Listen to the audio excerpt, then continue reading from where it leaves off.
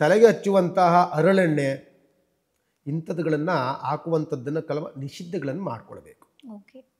ಹರಳೆಣ್ಣೆ ಹಾಕೋದ್ರಿಂದ ಸ್ವಲ್ಪ ಅದು ಮನೆಗಳಿಗೆ ಸಣ್ಣ ಪುಟ್ಟ ವ್ಯತ್ಯಾಸಗಳಾಗುವಂಥ ಸೂಚನೆಗಳನ್ನು ಕೊಡುವಂತಹ ಸಾಧ್ಯತೆಗಳುಂಟು.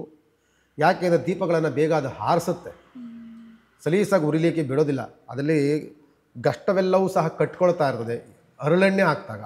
ಎಳ್ಳೆಣ್ಣೆ, ಹರಳೆಣ್ಣೆ ಬೇರೆ ತಲೆಗೆ ಹಾಕೊಳ್ಳೋದು, ಎಳ್ಳೆಣ್ಣೆಯನ್ನು ಹಾಕಬೇಕು.